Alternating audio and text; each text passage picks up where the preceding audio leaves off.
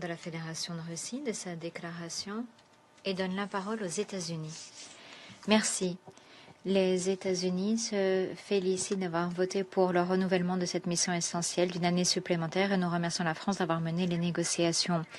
Nous nous félicitons de voir cette mission de maintien de la paix stratégiquement placée pour appuyer les efforts actuels du président Trump pour ouvrir la voie à la paix dans la région.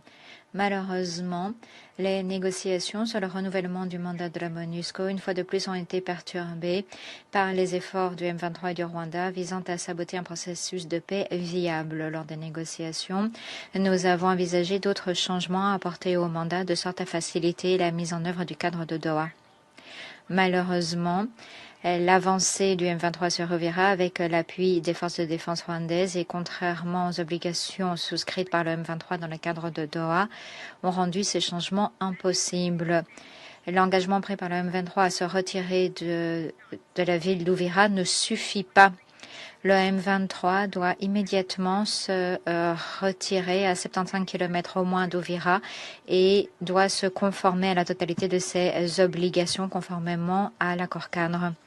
Nous condamnons catégoriquement l'avancée du M23 dans Uvira et au-delà, ainsi que le soutien du Rwanda au M23 en violation de ses obligations en vertu des accords de Washington. Les États-Unis restent profondément attachés aux accords de Washington et à leurs promesses de paix et de prospérité pour l'Est de la RDC et pour appuyer les efforts dans le cadre du processus de Doha. Nous comptons sur un plein respect par les parties des deux accords.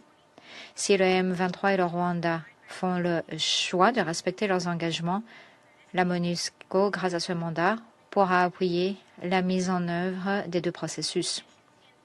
La mission est prête à apporter un soutien logistique nécessaire aux mécanismes convenus entre le M23 et la RDC afin d'assurer la surveillance et vérification du cessez-le-feu. Ce nouveau mandat permet de renforcer les efforts de démobilisation et de rapatriement en cours de la MONUSCO des membres des FDLR pour en garantir la plus grande efficacité possible. Nous exhortons le gouvernement de la RDC à faire davantage pour appuyer ces efforts et pour immédiatement couper tous les liens avec les FDLR.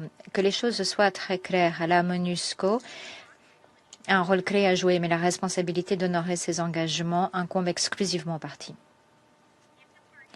Si les partis s'acquittent de leurs obligations, la MONUSCO pourra faire davantage, notamment en appuyant la reprise de l'approvisionnement de l'aide humanitaire dont la population locale a désespérément besoin et pourrait être une force d'interposition pour éviter les violations du cessez-le-feu entre les parties, entre autres tâches critiques.